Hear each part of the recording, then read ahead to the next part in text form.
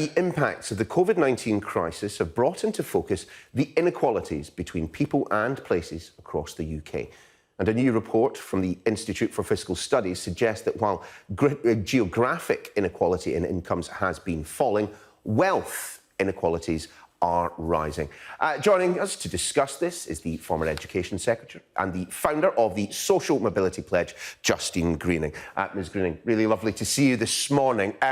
This is a stark report indeed, isn't it, the IFS? It's great to hear that geographic inequality, which has always been present between the north, well, between London and everywhere else in the country, that's becoming down. But wealth inequality is rising, a cause for huge concern. And it's a more mixed picture than that, in a sense, because the reason the gap has narrowed between London and the rest of the country is that more young people, in particular in London, are getting locked out of the chance to get on the housing ladder. And so, in other words, London's seen sluggish growth in incomes and then housing costs that have really outstripped that significantly. So the big challenge, I think, is that what we want to see is levelling up, not a levelling that happens through levelling down and people losing opportunity to get on the housing ladder in the capital, which is something they would have had maybe 10 or 20 years ago. So the IFS report is a wake-up call. It shows why levelling up matters so much. And I think the other key point it makes is that the inequalities are more within regions than between the regions. And that means that the government needs to have a more bespoke approach rather than a one-size-fits-all levelling up strategy. A big concern mentioned in the IFS report, but frankly mentioned in much of the coverage of COVID-19, is the disproportionate impact that lockdown and the virus have had on disadvantaged young people, that those from the lower end of the socio-economic spectrum are really going to struggle in terms of educational attainment as we move forward. I mean, what would you recommend, given your experience of the subject matter, what would you recommend to try and sort that inequality?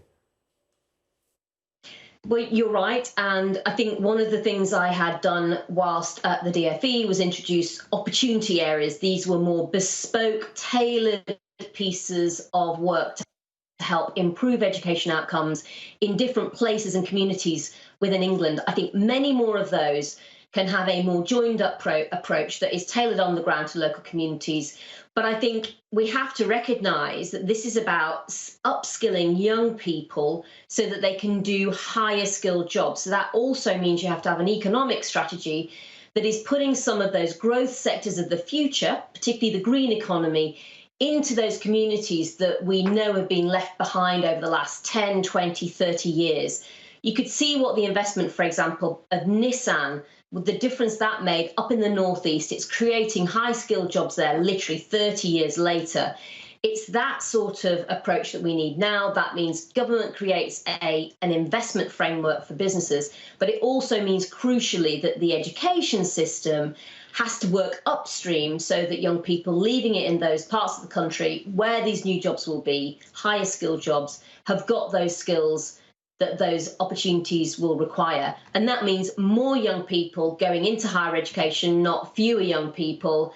Paul Johnson of the IFS talked about how one of the bright spots for London is the fact that disadvantaged, less privileged young people are doing better in their education. They're getting to university, but we need to make sure our economy is open to them to be able to get the opportunities that are there at the other end of their education. And for example, another challenge we face is that this country is still more about connections, not enough about competence. You can have a less privileged young person coming out of that education system with a degree that's a higher quality, better class than a more privileged young person, literally from the same course, same university, but the more privileged young person, because of connections, will statistically earn more in their lifetime. So it's not just about more opportunities, it's about making sure that they are fairly open to all of our people, not just some.